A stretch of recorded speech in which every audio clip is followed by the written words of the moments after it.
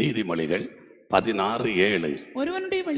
ஒருவனுடைய வழிகள் கர்த்தருக்கு பிரியமாயிருந்தால் அவனுடைய சத்துருக்களும் அவனுடைய சமாதானமாகும்படி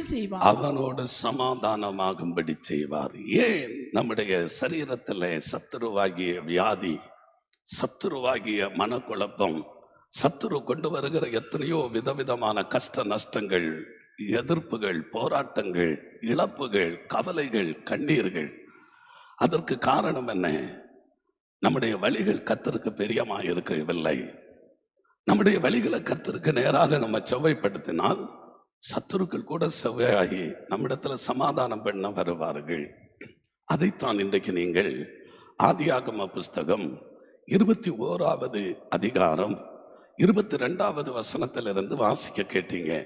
அந்த 33வது வசனம் வரைக்கும் நீங்க படிக்கும்போது அது பயங்கர ஆச்சரியமா இருக்கும்.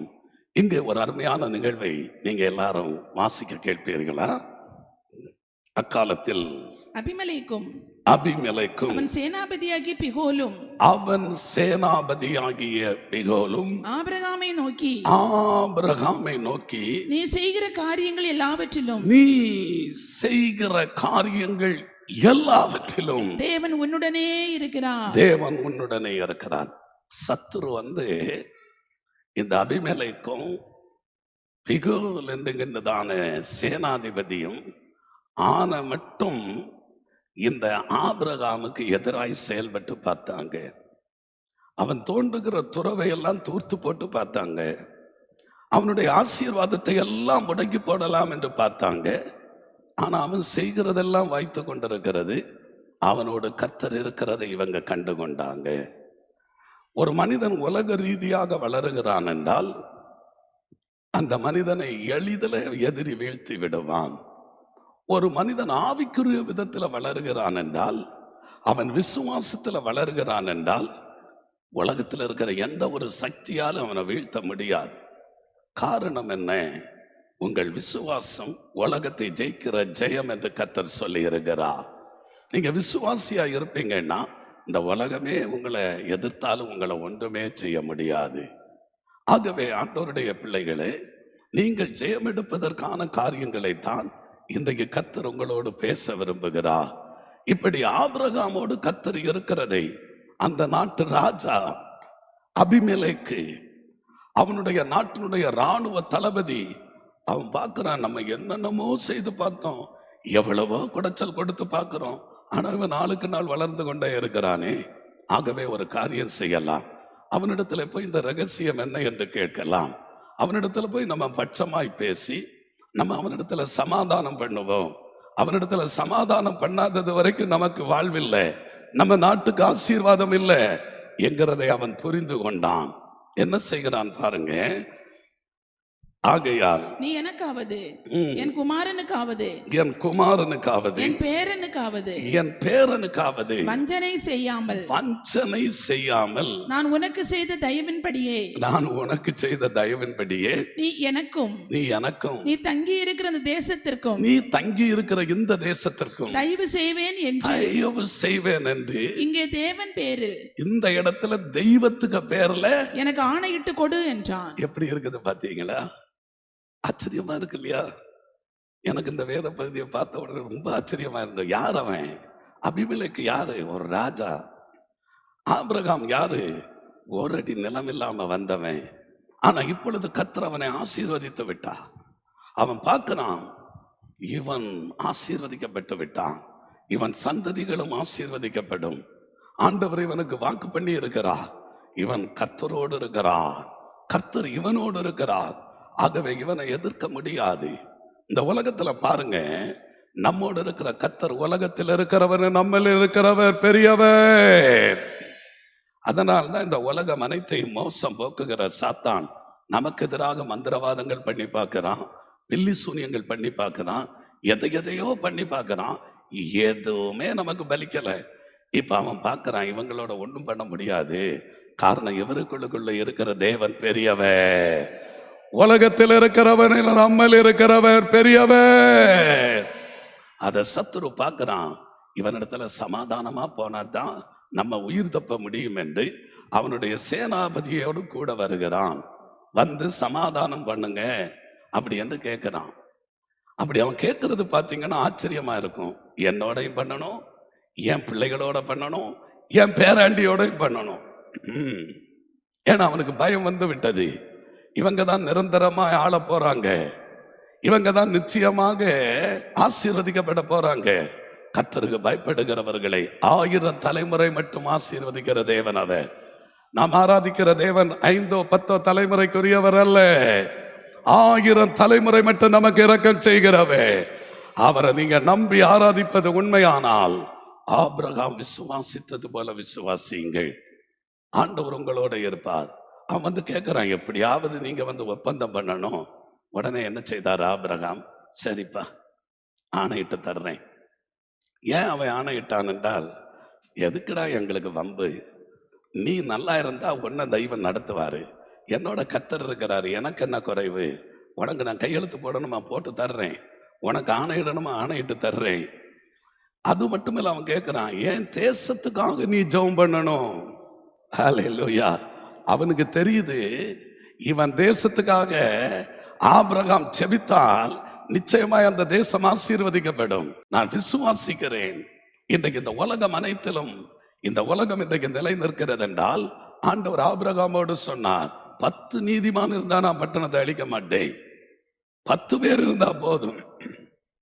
இன்றைக்கு உலகம் நிலை நிற்கிறது என்றால் இந்த உலகம் அனைத்திலும் இன்றைக்கு ஆண்டவருடைய சித்தம் நிறைவேறுகிறதுக்காக ஒரு கூட்டம் பரிசுத்தவான்கள் நின்று கொண்டுதான் இருக்கிறார்கள். அவர்கள் தொகை நாளுக்கு நாள் பெருகி கொண்டுதான் இருக்கிறது. ஜனத்தொகை எவ்வளவு பெறுகிறதோ அதுபோல 10ல் ஒரு பகுதி மக்கள் கர்த்தருக்காக எழும்பி நின்று கொண்டுதான் இருக்கிறார்கள். எலியா காலத்துல கேட்ட, ஆண்டவரை நான் ஒருவன் மாத்திரம்தான். ஆண்டவர் சொன்னார், இல்லப்பா, பாகாலுக்கு முன்பாக முழங்கால் படியிடாதே, 7000 பேரை மீதியாய் வைத்திருக்கிறேன். இன்றைக்கும் உலகமெங்கும் ஒரு கூட்டம் பரிசுத்தவான்கள் இருக்கிறார்கள். அவர்களில் ஒருவராக இருக்க உங்களுக்கு மனதுண்டோ? இந்த சத்தத்தை கேட்டுக்கொண்டிருக்கிற உங்களுக்கு அப்படிப்பட்ட ஒரு ஆளாக நான் மாற வேண்டும் என்று விருப்பம் உண்டோ? நீங்க விசுவாசிப்பீங்கன்னா கர்த்தர் அதை செய்வார். ஆபிரகாம் கர்த்தரை விசுவாசித்தான், கர்த்தர் அவனுக்கு அதை நன்மையாக முடிய பண்ணினார். நம்முடைய வாழ்க்கையில ஆசீர்வாதம் ஏன் இழக்கிறோம்? எதனால நம்முடைய ஆசீர்வாதத்தை இழக்கிறோம் தெரியுமா? அவிசுவாசத்தினாலதான். அவிசுவாசம் நமக்குள்ள வந்த உடனே அசுத்தாவிகள் நமக்குள்ள கிரியை செய்ய ஆரம்பிக்கும். ஆனா உங்களிடத்துல என்ன இழந்தாலும் விசுவாசம் இருக்கிறது என்று வைத்துக் கொள்ளுங்க, அது உலகத்தையும் ஜெயிக்கும், அது தேவனுடைய மகிமையை காண செய்யும், மரித்தோரை கூட உயிரோடு எழுப்ப வல்லமை உள்ளது விசுவாசம். அதைத்தான் லாசரு மரித்த போது இயேசு மரியாதை பார்த்து சொன்னார், நீ விசுவாசித்தால் தேவனுடைய மகிமையை காண்பாய். மரித்தான் என்று நினைக்கிறாயா? 4 நாளாயிட்டு நாறுனதேன்னு நினைக்கிறாங்க. என்னை விசுவாசித்தால் மரித்தவனாலே உயிரோடு வெளியே வர முடியும். கரங்களை தட்டி கர்த்தரை மகிமைப்படுத்துங்க. நீங்களும் நானும் விசுவாசிக்கிறவர் இன்னார் என்று அறிந்து கொள்ளுங்கள். நாம் ஆராதிக்கிறது ஒரு கல்லை அல்ல, ஒரு மண்ணை அல்ல, ஒரு மரத்தை அல்ல, ஒரு மனிதனை அல்ல, ஒரு மிருகத்தை அல்ல, ஒரு பறவையை அல்ல, ஒரு ஊரும் பிராணியை அல்ல. அவைகளை எல்லாம் உண்டாக்குன கர்த்தரை ஆராதிக்கிறோம். நாம ஏன் பயப்படணும்? நாம ஏன் கலங்கணும்? பாருங்க, அவன் தான் கலங்கி வந்து கேட்கிறான், எனக்கு ஆணையிட்டு கொடுப்பான்னு கேட்கிறான். உடனே ஆபிரகாம் ஆணையிட்டு கொடுத்து விட்டு, ஆனாலும் அபிமெலேக்குடைய வேலைக்காரர் கைவசப்படுத்தி கொண்ட துறவின் நிமித்தம் ஆபிரகாம் அபிமெலேக்கை கடிந்து கொண்டான். இவன் ஒரு சாதாரணமான ஒரு மனுஷன், அவன் ஒரு ராஜா. அவன் சும்மா வரல, அவனுடைய இராணுவத்தோடு வந்து நிக்கிறான். இவன் பயப்படவே இல்லை. நீ ராஜாவா இருக்கலாம், நீ யாரா இருக்கலாம், நான் தோண்டின துறவை எப்படி உன்னுடைய வேலையாட்கள் கைவசப்படுத்தலாம்? இன்றைக்கு ஆவியில நிரம்பி சொல்லுங்க, நான் ஜெபித்த ஜெபம் ஆண்டவருடைய சமூகத்தில் இருக்கும் போது எப்படி அதை தடை செய்யலாம் சாத்தானே என்று கேளுங்க. வானமண்டலத்தின் பொல்லாத ஆவியே, என்னுடைய ஜெபங்கள், சபையில ஏறெடுக்கப்படுகிற ஜெபங்கள் எப்படி உன்னால தடை செய்ய முடியும்? எப்படி கைவசப்படுத்தினாய்? உன் வேலைக்காரர்களை வைத்து அதை கைவசப்படுத்தினாய். அவன் சொல்றான் பயந்து நடுங்கி, இது எனக்கு தெரியாது. நீ இப்ப சொல்றது பாருங்க, யார் இடத்துல வந்து நின்று நடுங்குறான். ஒரு நீதிபதி கிட்ட போய் நம்ம இப்படி பேச முடியாது, ஒரு ராஜாவிடத்துல போய் இப்படி பேச முடியாது. ஆனால் பேசலாம், நம்மோட கர்த்தர் இருப்பாரானால் எந்த ராஜாவிடத்துல பேசலாம். நீங்க நன்மை செய்வீர்களானால் யாருக்கும் பயப்பட வேண்டியதில்லை.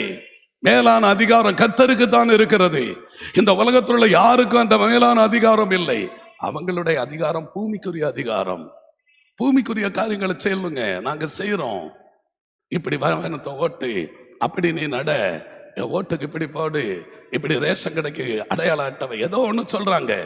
அதெல்லாம் நம்ம ஒத்துக்கொள்ளுறோம், கேட்டுக்கொள்ளுறோம். ஆனா ஆண்டவரை தொழுது கொள்ளுகிற காரியத்தில் அவனுக்கு யார் அந்த அதிகாரம் கொடுத்தது? இந்த உலகத்தில் இருக்கிற ஒரு மனிதனுக்கும் ஆண்டவரை தொழுது கொள்ளுகிறதற்கு எதிராய் நிற்கிறதுக்கு அதிகாரம் ஒருவருக்கும் இல்லை. உண்மையாய் ஆண்டவரை தொழுது கொள்ளுகிறவர்கள் ஒருபோதும் வெட்கப்பட்டு போவதில்லை. அவர்களை கர்த்தர் கைவிடுவதில்லை. அவன் ராஜாவான என்ன, அவர் யாராயிருந்தா எனக்கு என்ன, நான் நியாயமான வழியில போகிறேன். அந்த துறவை அவங்க கைவசப்படுத்தினாங்க. அதுக்கு அவன் என்ன செய்யறான், உடன்படிக்கை செய்து விட்டு ஆபிரகாம் ஆடு மாடுகளை கொண்டு வந்து அவனுக்கு கொடுக்கறான். ஆடு மாடை கொண்டு வந்து கொடுக்கறான். கொடுத்துக்கிட்டு 7 பெண்ணாட்டுக்குட்டிகளை தனியா வச்சிருக்கிறான். அந்த 7 பெண்ணாட்டுக்குட்டிகளை கொண்டு அந்த துறவை குறித்து ஒரு ஒப்பந்தம் பண்ணணும்னு கேட்கிறான். ஆமேன்னு சொல்லுங்க. இனி இந்த துறவை நீ தொடக்கூடாது, இனி இந்த துறவை நீங்க கைவசப்படுத்தக்கூடாது, இனி இந்த துறவை நீங்க அபகரிக்க கூடாது. நான் சொல்லுகிற துறவு ஆவிக்குரிய நீரூற்றை சொல்லிக் கொண்டிருக்கிறேன். உங்களுடைய ஆவிக்குரிய ஆசீர்வாதங்களை நீங்கள் பெற்றுக்கொள்ள முடியாதபடி ஏதோ ஒன்று தடுக்கிறதா?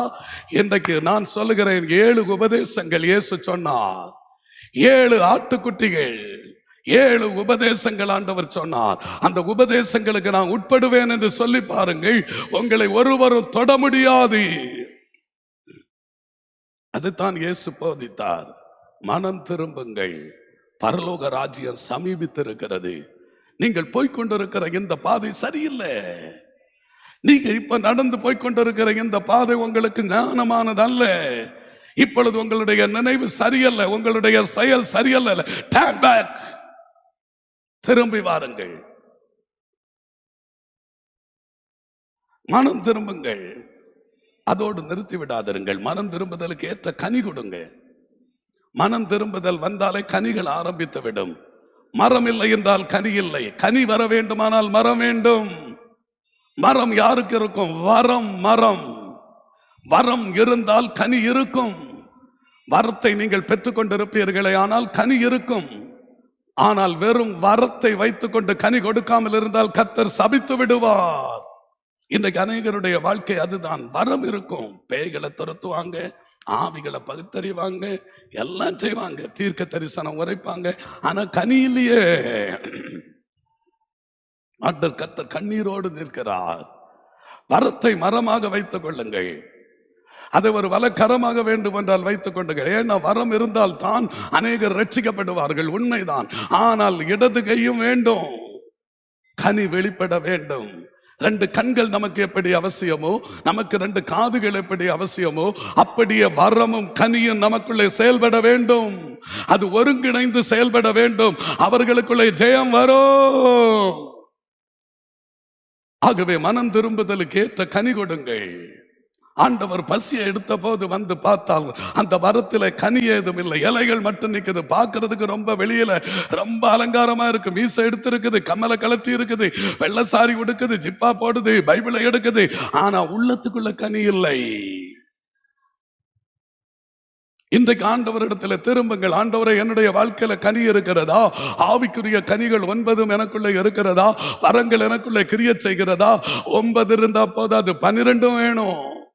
12 மாதம் 12 விதமான கனிகளை கொடுக்கிறதற்கு ஆண்டவர் உங்களுக்கு ஆவியின் கனிகளை கொடுக்க ஆண்டவரிடத்துல நான் ஜெபிக்கிறேன். சரி, ஆண்டவருடைய பிள்ளைகளே, அடுத்து என்ன செய்யணும்? மனம் திரும்பின நீங்க என்ன செய்யணும்? மறுபடி பிறக்கணும். மறுபடி பிறக்கணும்னா கர்த்தரை விசுவாசிக்கணும். சின்ன பிள்ளைய கொண்டு போய் நீ மறுபடி பிறந்து விடுன்னா அது எங்க இருக்கு? ஆண்டவர் சொன்னபடியே நீங்க விசுவாசம் உள்ளவர்களாகி ஞான ஸ்நானம் எடுக்கிறது தான் மறுபடி பிறத்தல். அதுக்கு வேண்டியது விசுவாசம். அப்படி நீங்க மறுபடி பிறக்கணும். மறுபடி பிறந்தாலும் போதாது, புது சிருஷ்டியா இருக்கணும், பழையவைகள் எல்லாம் ஒழியணும். மாறுபாடான இந்த சந்ததிகளை விட்டு விலகி உங்களை ரட்சித்துக் கொள்ளணும். ஆனா ரட்சிக்கப்பட்டிருக்கிறீங்க, மாறுபாடு மாறவில்லை. உலகத்துக்கு ஒத்த வேஷம் தரித்து கொண்டிருக்கிறோம். உலகத்தை காணும் போது நான் உங்களோடு சேர்ந்து இருக்கிறேன்னு சொல்றோம். ஆண்டவரிடத்துல வரும்போது நம்ம பக்திமானாக நடிக்க ஆரம்பித்து விடுகிறோம். பயங்கரமான நடிகர்களை நடிகைகளையும் எங்கேயும் பேர பார்க்க வேண்டாம். அப்படி அல்ல என்று கர்த்தர் சொல்லுகிறார். ஆண்டவருடைய சித்தம் செய்வதற்காக உங்களை முழுவதுமாக ஒப்பு கொடுங்க. ஒரு வாழ்வு நான் கர்த்தருக்காக வாழ்வேன் என்று ஒப்பு கொடுத்து பாருங்க. எல்லாரும் நம்மோடு வந்து சமாதானமாகத்தான் செய்வார்கள். ஒருவனும் உங்களுக்கு முன்பாக எதிர்த்து நிற்க முடியாது. இஸ்ரவேலே, நீ பாக்கியவான், கர்த்தரால் ரட்சிக்கப்பட்ட ஜனமே, உனக்கு ஒப்பானவன் யார்? யாரும் உனக்கு ஒப்பானவங்க இல்லை. ரட்சிக்கப்பட்டவங்க நீங்க எவ்வளவு மேன்மையானவங்க. அந்த ரட்சிப்பை நம்ம சுதந்திரித்துக் கொள்ளணும். அதுல நம்ம மறுபடி பிறக்கணும். மறுபடி பிறக்கிறதோட நிறுத்திவிடக் கூடாது. மறுபடி போரும் பாவம் போக கழுவப்பட்டவங்க பாதம் கழுவி கர்த்தருடைய பந்தியில பங்கு பெறணும்.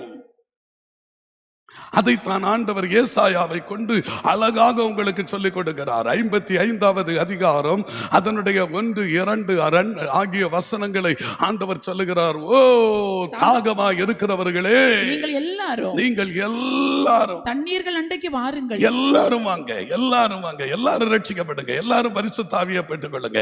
தண்ணீர்கள் அண்டைக்கு வாருங்கள். பணமில்லாதவர்களே, உங்களிடத்துல பணம் காசு வேண்டாங்க, நீங்கள் வந்து வாங்கி சாப்பிடுங்க. நீங்கள் வந்து பணமும் இன்றி விலையும் இன்றி திராட்சரசமும் பாலும் கொள்ளுங்கள். நீங்கள் அப்பம் அல்லாததற்காக பணத்தையும் திருப்தி செய்யாத பொருளுக்காக உங்கள் பிரயாசத்தையும் செலவழிப்பானே ஆண்டவர் கேட்கிறார். நீங்க எதுக்காக ஓடிட்டு இருக்கிறீங்க?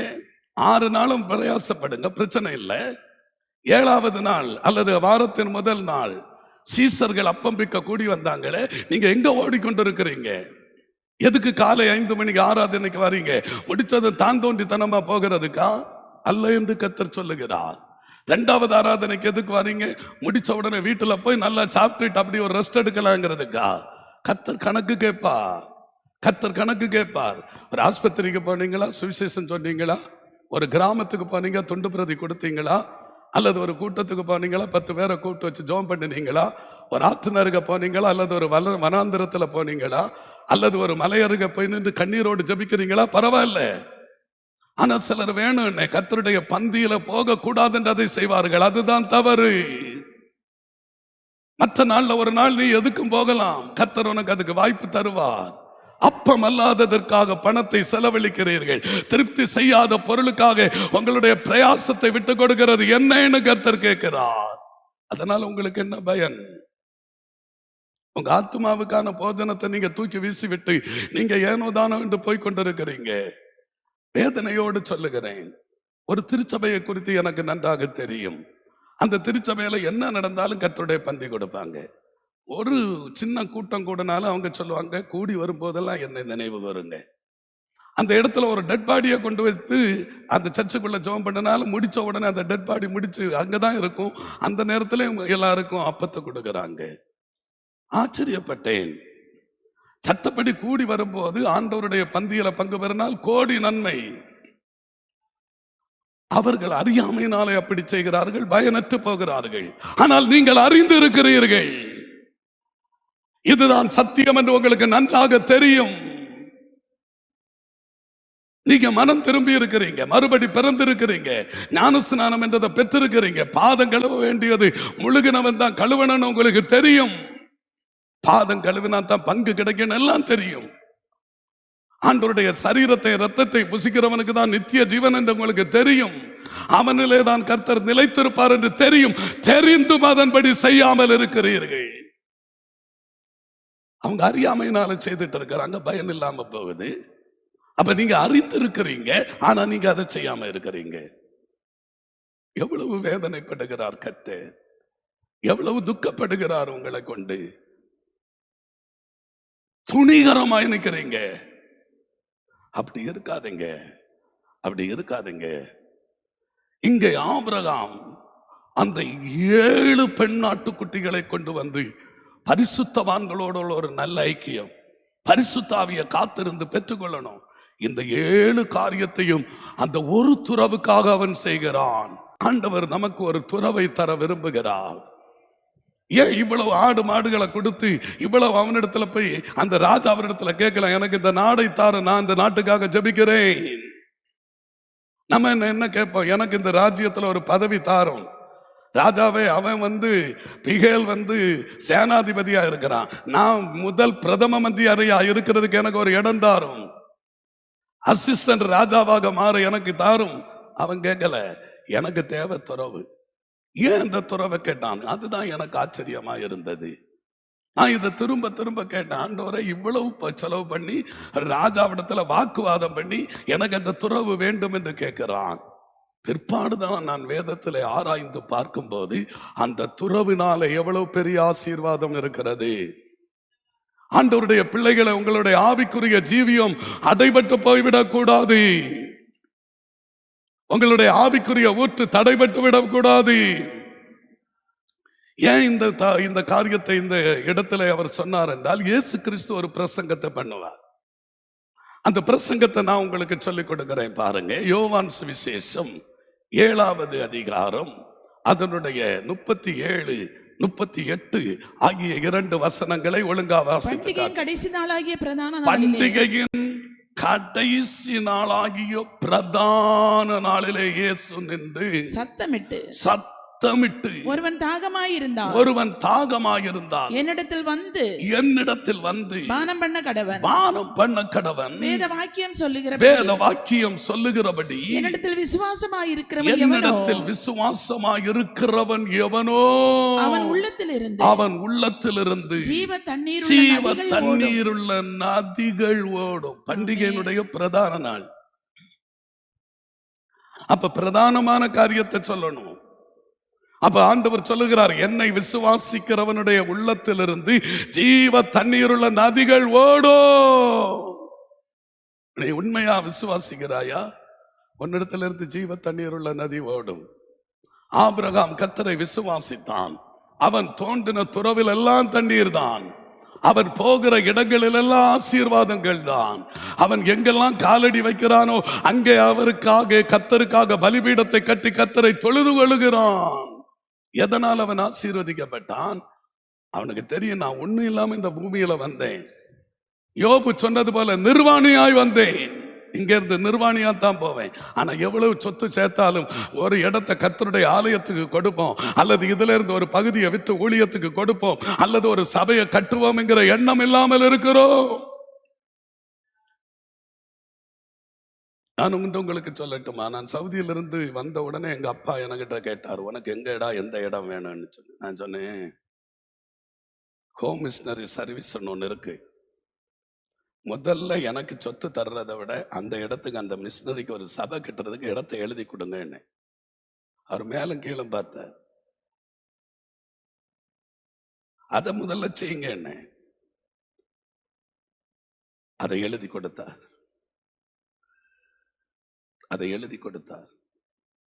இன்றைக்கு அந்த மிஷனரி சபை அங்க இருக்கிறது. ஒரு காட்டு பகுதி ஆனாலும் அநேக ஜனங்கள் கடந்து வருகிறார்கள். நான் அடிக்கடி போய் அங்க பிரசங்கம் பண்ணுவேன். ஆண்டவர் என்னை நினைத்தார், என் உள்ளத்தின் நினைவை அறிந்தார். ஆண்டவரிடத்துல சொன்னேன், என்னை எங்க கொண்டு போனாலும் அந்த இடம் தேவனுக்கு வீடாக மாறணும். நான் நிக்கிற இடம் பரிசுத்த பூமியாக மாறணும். அந்த இடம் என்னை, நான் ஒரு ஆலயமானால் நான் நிக்கிற இடமும் வீடும் அந்த இடம் ஆலயமாக மாறணும். ஆண்டவர் எனக்கு கிருபை செய்வேன் என்று சொன்னார். உன்னை நான் கனப்படுத்துவேன் என்று சொன்னார். உன்னை நான் கனப்படுத்துவேன் என்று கர்த்தர் சொன்னார். ஆண்டவருடைய பிள்ளைகளை, எத்தனை விமர்சனங்களை நான் அதன் நிமித்தமாக கேட்க வேண்டிய கட்டாயம் வந்து விட்டது. என்னை பார்த்து ஒரு பெரிய மாடரேட்டர் கேட்கிறாரு, நீ என்ன பெந்தகோஸ்து பிஷப்பான்னு கேட்கிறாரு. நான் ஒன்றுமே பேசல, பதிலே சொல்லல. காலம் பதில் சொல்லும். நான் ஒரு வார்த்தையும் சொல்லாம திருப்பி வந்தேன். பாருங்க, கர்த்தர் அதை விட மேன்மையான ஒரு ஸ்தானத்தில் என்னை உயர்த்தி வைத்திருக்கிறார். எட்டாத உயரத்துல கர்த்தர் என்னை எடுத்து வைத்திருக்கிறார். எனக்கு நல்ல தெளிவு இருக்கிறது. ஆபிரகாம் விசுவாசித்தான். அவனுடைய உள்ளத்துல வேற எதையும் பற்றி கவலை இல்லை. இந்த துறவு எனக்கு வேண்டும், இந்த துறவுக்காக நான் இன்றைக்கு உன்னோடு உடன்படிக்கை பண்ணி இதை பெர்சேபா என்று பெயரிட்டான். அந்த இடத்துல உடன்படிக்கை பண்ணிட்டு போயிட்டாங்க. அடுத்து நீங்க பாத்தீங்கன்னா அந்த அபிமெலேக் அதோட நின்னானா, சாத்தானோட தொடர்பு கொண்டாலும், அவனோட சம்பந்தம் கலந்தாலும், அவனோட எந்த உடன்படிக்கை பண்ணினாலும் அவன் அந்த நேரத்துக்கு ஓகே பண்ணுவான். நிறைய பேர் இன்றைக்கு சாத்தானோட வேற விதமா தொடர்பு கொண்டு கொள்ளுகிறார்கள். அவனோட ஒப்பந்தம் பண்றாங்க, என்னோட எங்களை நீ தொந்தரவு பண்ணாத. ஏன்னா இவன் பயந்துட்டான். அவன் தான் வந்து நம்ம இடத்துல வரணும். ஆபிரகாமின் இடத்துல அவன் தான் பயந்து வந்தான். ஆனா இன்றைக்கு ஜனங்கள் அவனிடத்துல பயந்து போறாங்க. எனக்கு தொந்தரவு பண்ணாத, என்ன நீ தொந்தரவு பண்ணாத அப்படின்னு பயந்து போறாங்க. ஆனா இந்த ஆபிரகாம் தெளிவாக இருந்தான், தெளிவாக இருந்து செயல்பட்டான். அவனுக்கு தெரியும் என் பிள்ளைகளோடும் கர்த்தர் இருப்பார். நீங்க அடுத்து நீங்க வேத பகுதியை படிச்சு பார்த்தீங்கன்னா ஆச்சரியமா இருக்கும். 26வது அதிகாரம், ஆதியாகமம் 26வது அதிகாரத்துல அந்த அந்த வார்த்தையை நீங்க படிச்சு பார்க்கும்போது ஆச்சரியமா இருக்கும். ஈசாக்கு துறவு தோண்டுவான், அங்கேயும் வாக்குவாதம் பண்ணுவாங்க. அங்கே இந்த அபிமெலேக்கும் அந்த பிகோலும் வந்து அவனிடத்துல வாக்குவாதம் பண்றாங்க. அவனுடைய வேலைக்காரர் வந்து வாக்குவாதம் பண்றாங்க. ஆபிரகாம் தோண்டின துறவை எல்லாம் இவன் தூர்வாருகிறான். துரு உபதேசத்தினாலே அடிமைப்பட்டு கிடக்கிற ஜனங்களை அவன் திரும்ப கண்ணை திறக்க வைக்கிறான். எங்களிடத்துல ஏன் ஜனங்களுக்கு பயங்கர கோபம்? ஜனங்களை விட்டுருங்க, பிசாசுக்கு ஏன் எங்களிடத்துல இவ்வளவு கோபம்? இவன் உண்மையை கொண்டு வரான், வெளிச்சத்தை கொண்டு வரான். குழி தோண்டி புதைக்கப்பட்டதை எல்லாவற்றையும் வெளிச்சத்துல எடுத்துட்டு வரான். அப்ப இவனை விட்டு வைக்க கூடாது. ஆனா பாருங்க, அந்த அபிலேக்கியர்கள் ஆபிரகாம் தோண்டின துறவை தூர்த்து போட்டார்கள்.